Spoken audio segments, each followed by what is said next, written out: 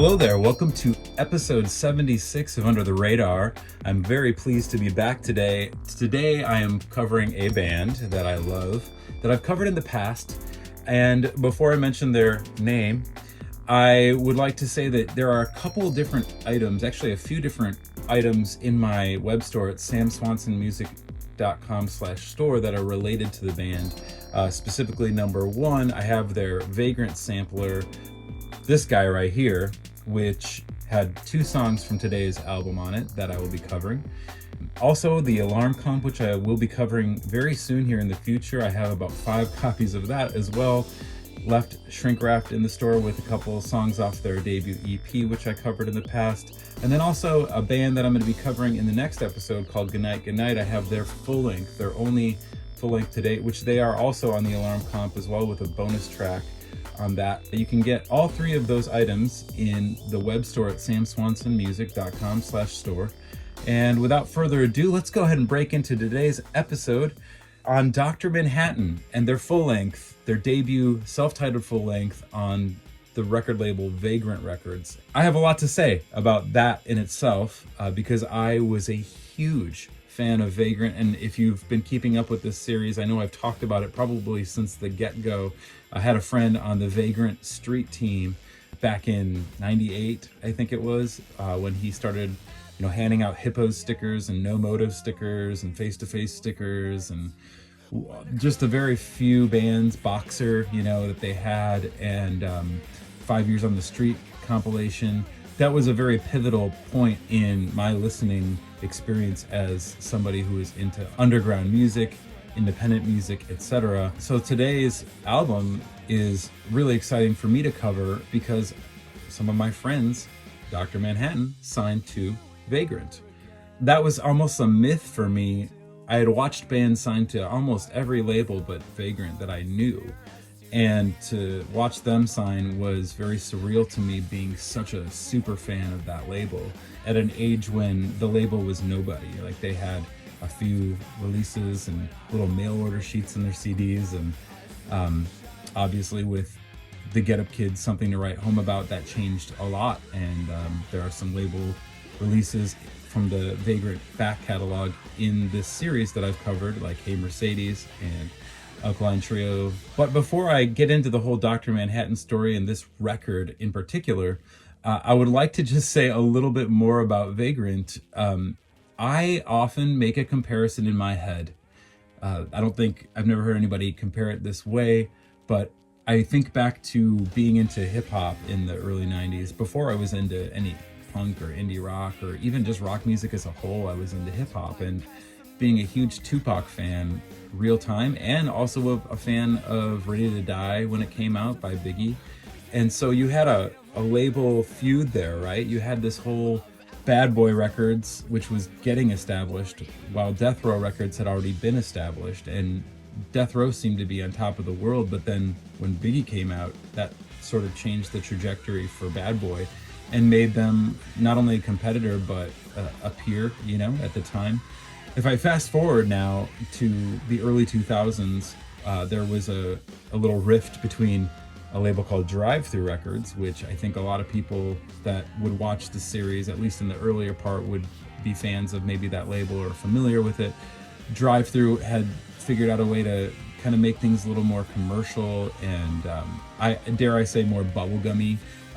Their bands were decent, but I think that Vagrant signed bands and were way more concerned with the artist's portion and more artist friendly. So I think that the bands on Vagrant have a little bit more credibility, in my opinion, a little bit more meat to the bones, a little more lyrical content, just slightly more novel. So yeah, I really like the authenticity of Vagrant versus the commercial ability of Drive-Thru. Now, that comparison, I will say, there's always a caveat.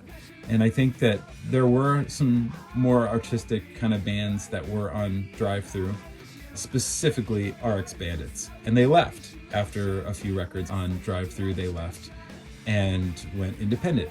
And I've talked about them in the past in the Dorm Life episode and mentioned them in other episodes, but they were kind of like, to me, the Biggie Smalls of Drive-Thru.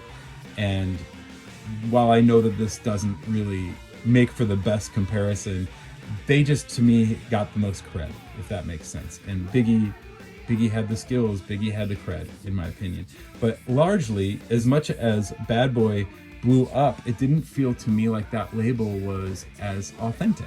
Like Puffy and Mace and all these artists that were to come after Biggie, it was okay, But the Death Row groups, they had kind of an insane back catalog. And so I look very much at Vagrant like the Death Row in this situation. And to me, they will always be the heavy-hitting kings of releasing independent art during this time frame.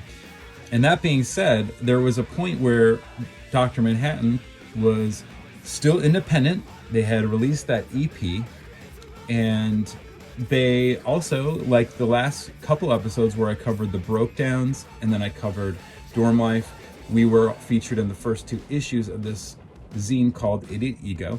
Well, Dr. Manhattan was featured in the 3rd and final installment of this issue. I know there was to be a 4th issue featuring Colossal and Whale Horse and some other different bands from the Chicago area, and it just never came into fruition. But this was the final one, and while the last issue was the coloring book issue where we all got together and colored the physical zines on the covers, this was the spray paint issue. And so Jim Miller, I remember him very much getting sick because he did not wear a mask when he was spray painting these.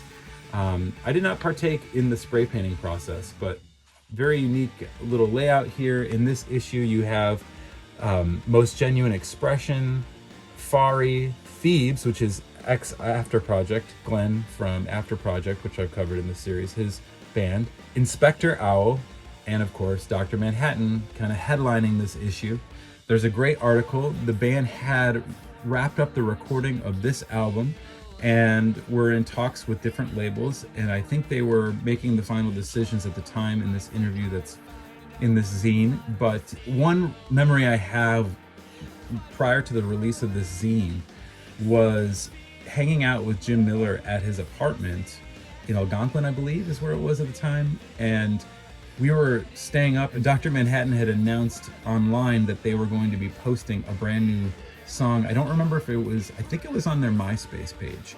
They were going to post a brand new unheard song from their new full length that they had just recorded at midnight. And so we were hanging out, we were waiting for the song to come out, and we were completely blown away by that song. I mean, I know I was.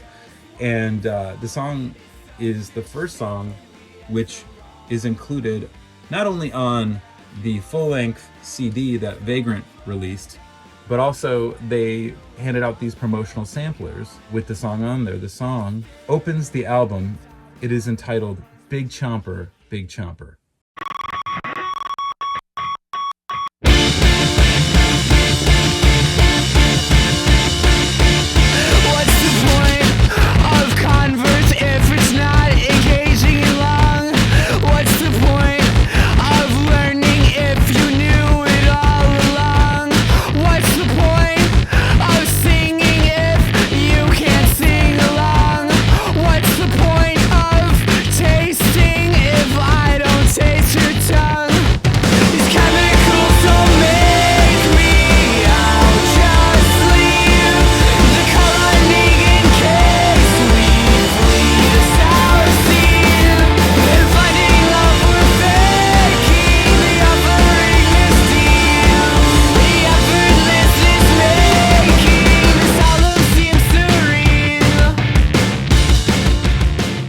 Once again, I have a lot to say about this song. I think that if this song had had radio behind it, if they had put 30 grand into the promotion and got the video to be seen on MTV or something, I really think it could have popped off. This band has a completely different sound of their own. The song is very catchy. I don't like to say it's their best song, but to me, there's something so special about it.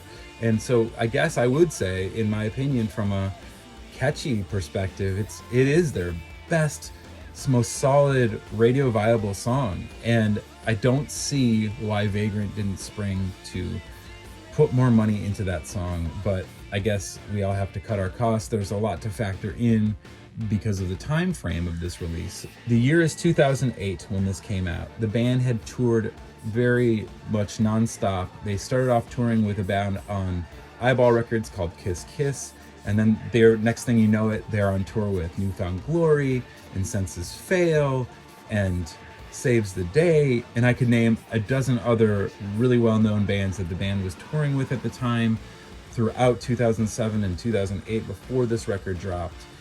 And so they were handing out these promotional samplers along the way. They had a little stamper, so this one's stamped, but I have a few in my web store that are not stamped. Yes, so Big Chomper, back to the song Big Chomper. Now, the band filmed a music video for the song at the Just for Fun roller rink. And I remember my band, Midwest Blue, we had released our first record at the roller rink in McHenry, Illinois, and this was back in 2003, and here we are in 2007-08, and Dr. Manhattan is just selling out the Just for Fun roller rink with no effort. They had built up enough of a fan base, and we were fortunate enough, Dorm Life that is, to play many of these shows with them. But yeah, they ended up filming Big Chomper, the music video with Dimitri, their friend, at the roller rink, and I got a little cameo on the second chorus there with my afro wig, which I wore, I think, as a Halloween costume to a Dorm Life show as well around that period. But I just remember thinking, I thought this song was going to blow up. I really did. I still think it has such marketability, and it was just criminally looked over. But I remember when going back to another episode 33, when Fall Out Boy, I remember Abby Valentine inviting me to their music video shoot for Grand Theft Auto at KOC, and I remember just not going for some reason, which I definitely regretted, but I was not going to miss this one because these were really good friends of mine, and this song still, it's just a great tune. Couple of things to note about this song. I guess its rhythm is so choppy, almost like a Police style kind of chord, like Andy Summers reminds me of the early Police work.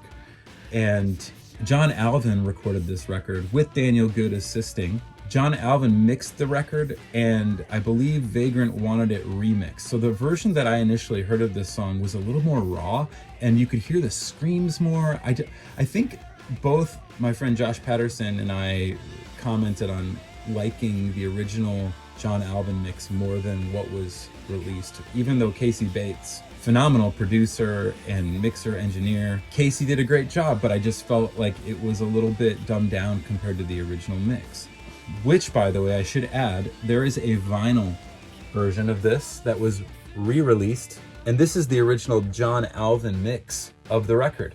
So if you have a vinyl version, you can get that. I think the band re-released it on their Bandcamp page with the original mix as well.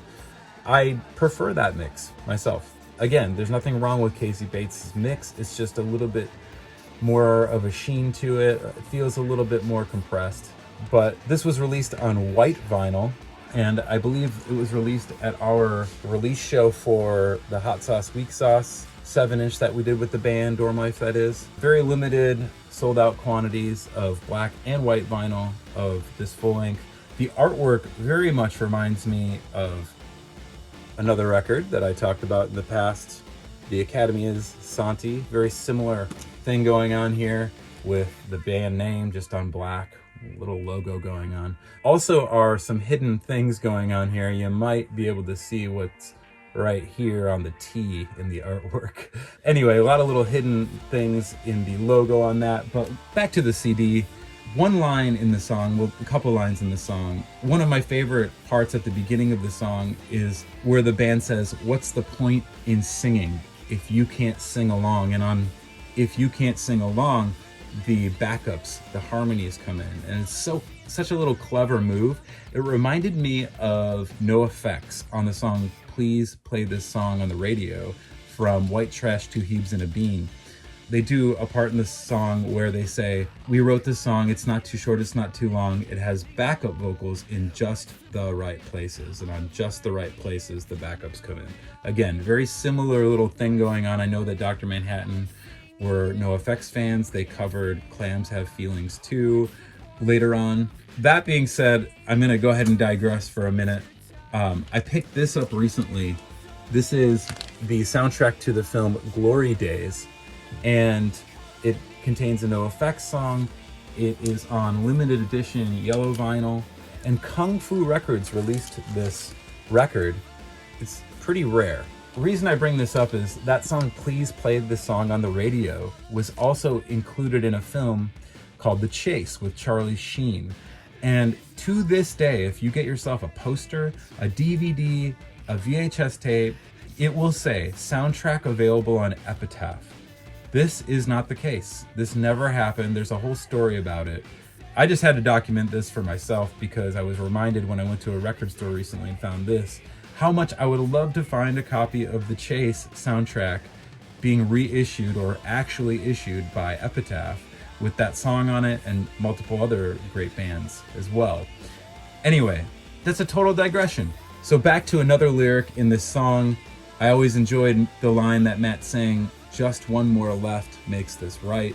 That was the bridge to the song where there's screams that come in that were definitely turned down a bit on the Casey Bates version. But great song. I think that is a very magical song, one of my favorite songs to ever come out of the Chicagoland area, personally. Anyway, we'll go ahead and move on past the first song on this full length.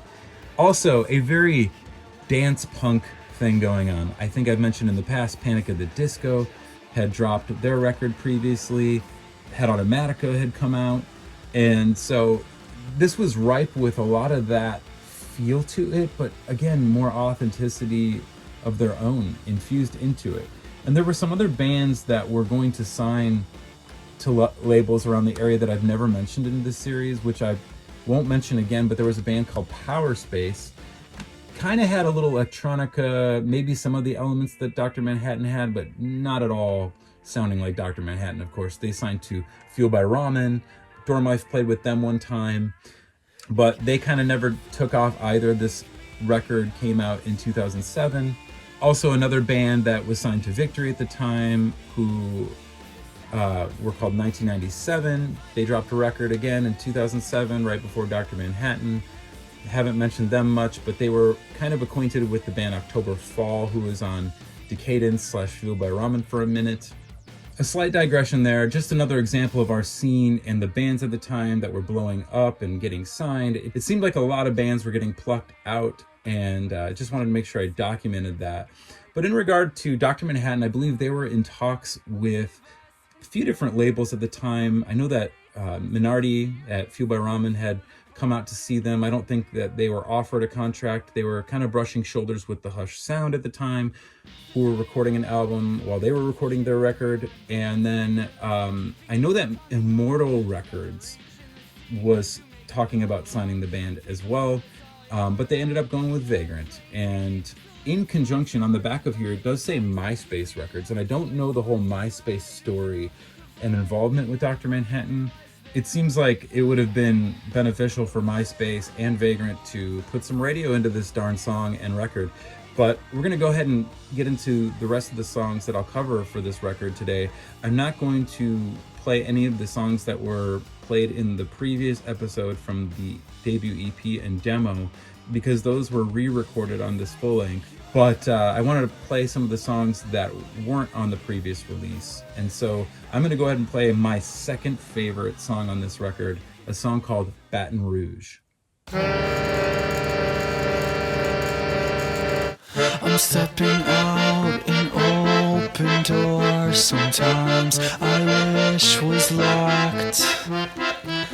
Across the hall, another shut. The peephole's all I've got. You've been warned. I'm sure it's true. I'm so new to love. Just hold on.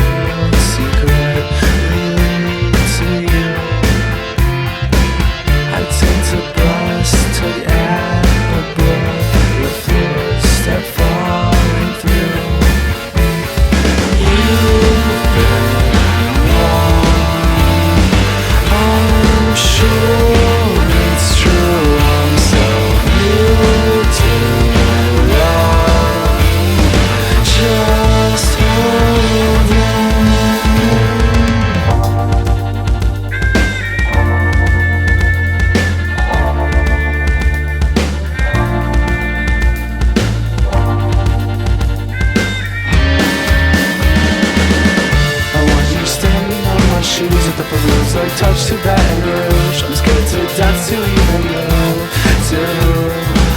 Green stripes still flicking in my head. I cling to everything you said. You said, you said. Such a great song. I feel like, again, in a perfect world in my head, with having Big Chomper, if that would have blown up, I just feel like Baton Rouge would have been a great follow-up, or maybe second follow-up to that. It just has so much character. I something about that song, the choice that Andrew uses on the keys. There's a definite like Halloween vibe to this record. Like, again, Danny Elfman influence going on.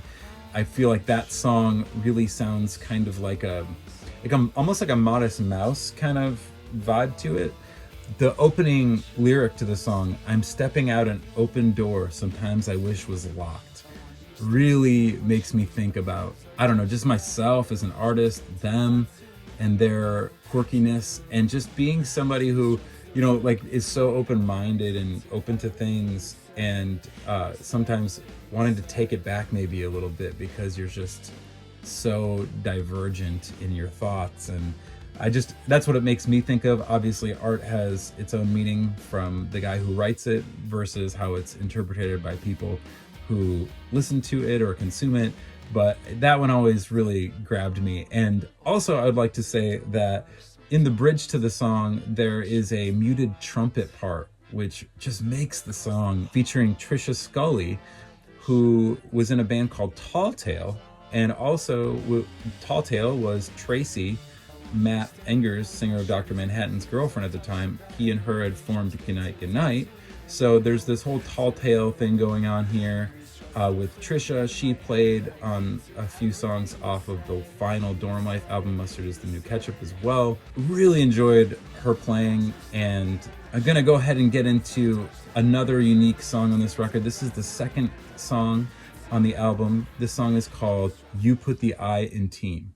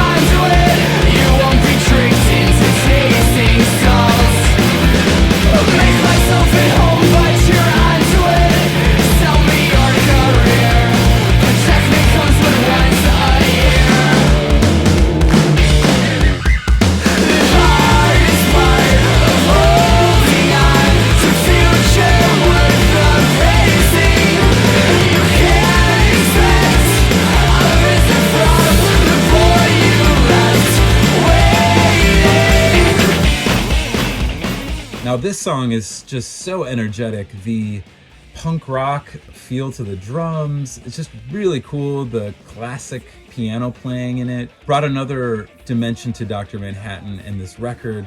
This is, again, a very cohesive record. There isn't much that sticks out like a sore thumb on the record. There are some songs that are a little bit different, which is always expected, but it's just very cohesive. It feels like the same band, the same mood. It's a really well constructed full length.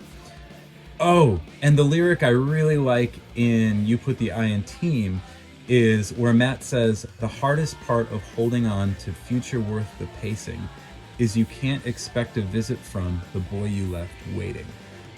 That, again, stirs so much thought and emotion in me as somebody who, in this society, we're forced to grow up and fit into the box, you know? And you don't get your time back. It just spurs so much thought. I love that line. A very existential thing going on this record. I feel like these young, I don't want to call them kids, but gosh, like just around drinking age. Some of them, I don't know that they were even of drinking age at this time. very ahead of the curve lyrically, on a thought progression, spirituality, just really advanced. The next song that I will play is probably, I would say, from, if I was a record label and I wanted to go for like the, what's going to hit everybody's ears that way, it's a little more typical in the chord progression, but still nonetheless a very catchy song. The song is called Gunpowder, a Ballet.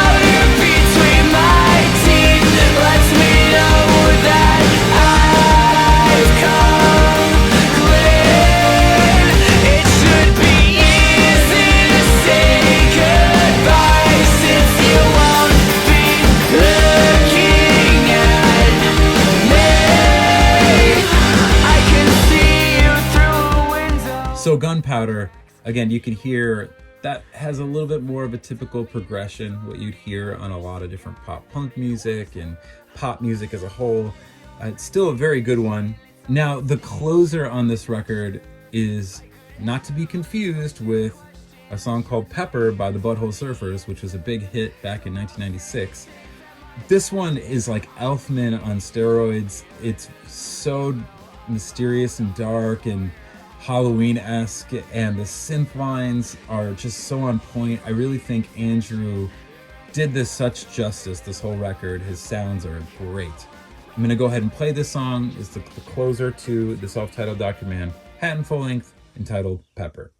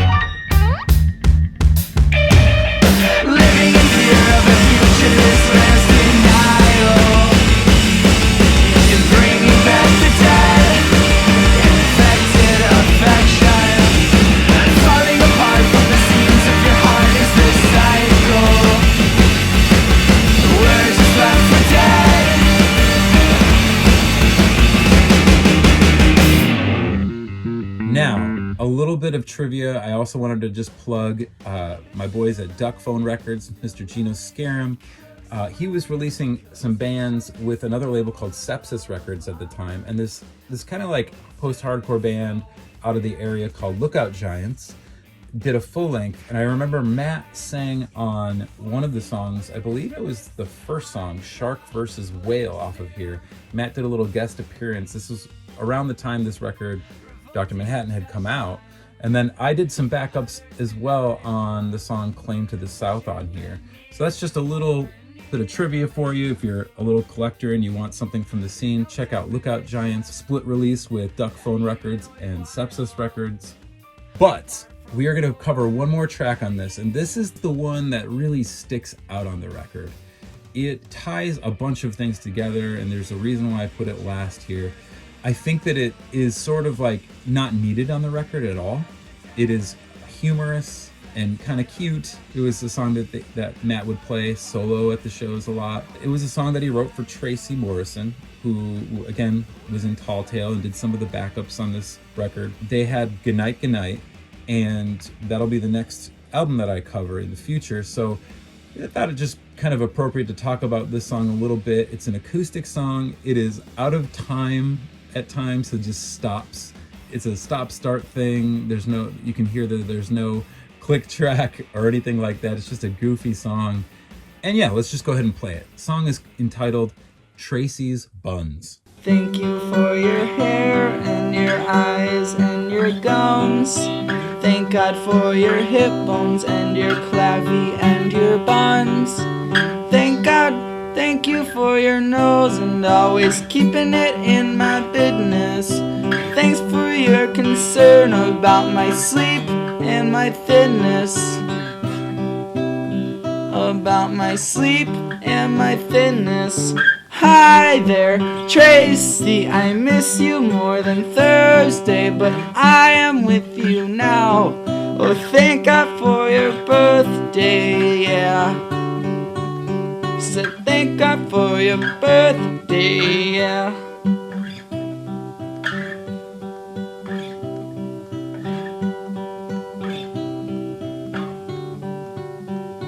I can't wait to be 88 so we can drive off of a cliff. But right now it's your birthday and I'm poor, so here's my gift. I can't wait to see you again. I hope it's not 3 days. I can't wait till you're president. I hope it's in 3 days. I said I hope it's in 3 days. Hi there, Tracy, I've missed you more than Thursday, but I am with you now. Oh, thank God for your birthday. Said hi there, Tracy, I've missed you more than Thursday, but I am with you now. Oh, thank God for your birthday, yeah. Said thank God for your birthday, yeah. Okay, so I can't help but feel, I don't think this was intentional, but maybe it was just serendipitous a little bit. It felt like Tracy's Buns was sort of a reaction to like, Hey There Delilah, because he's like, hi there, Tracy. You know, that whole thing. It reminded me of just this kind of parody of that, where I'm going to do something cute, but like weird and not so Simon and Garfunkel-esque, you know, pro radio folkish thing. I know that's probably not what Matt's intention was, but it does sort of remind me also of like a Blink-182 goofy, like little hidden track on some of their early material, especially with Matt's, you know, Tom DeLonge-esque thing that he does. But yeah, anyway, I think that was the one song on the record that people kind of were like, meh, you know, it was okay, it's funny, it's just, it breaks up the thing, but you don't need that song. However, I do want to say that, again, Tracy's Buns, you could just hear that at the time he was in love with Tracy and he wanted to do something cute, and they spawned that song. Like, that song really just encompasses a whole nother thing that happened, which is this project called Goodnight Goodnight, and Tracy and Matt released 2 EPs on CDR, and then I ended up repressing them as one full length on Alarm Clock, which you can get. on Bandcamp. You can get physical copies in my web store if you'd like. Feel free to check all that kind of stuff out. In regard to Dr. Manhattan, before we close this out, I just want to say, man, I think what this album taught me and this band taught me at the time was, it was like the Wizard of Oz, the man behind the curtain. It was like my favorite record label. Some of my good friends signed to it, and they got dropped after one record, which I'll talk more about that in detail in my Jam Dreams episode that I'll be doing in the future on their second full length. But to watch that happen and watch multiple tax write-off situations go on with a ton of different bands I'd played with in the scene, for me it was like, okay, maybe this isn't all what it is cracked up to be in my head, And I think that I'll stick with this band and this record and say, if you can get yourself a copy of this on CD or even find that vinyl version, immediately, if you haven't heard this record, go to Bandcamp, go find Dr. Manhattan on Bandcamp, and go ahead and download or stream the record and the original John Alvin mix. It's phenomenal. Great record. Feel free to go to samswansonmusic.com and get yourself a sampler. I think, like I said, I have 5 copies in the store if you'd like to get one of those, as well as an alarm comp, which I'll be covering soon. Again, shout outs to Dr. Manhattan, Nick, Matt, Adam, and Andrew. I still think to this day that this record could have been so much more, especially Big Chomper. I just felt like you had a sound that was you, and that just isn't the case these days. I don't hear a lot of that. You didn't even hear a lot of that back then. It's hard to find something unique and novel that is somebody's own, and great job. I think that this record is something to be proud of in our Chicago scene history.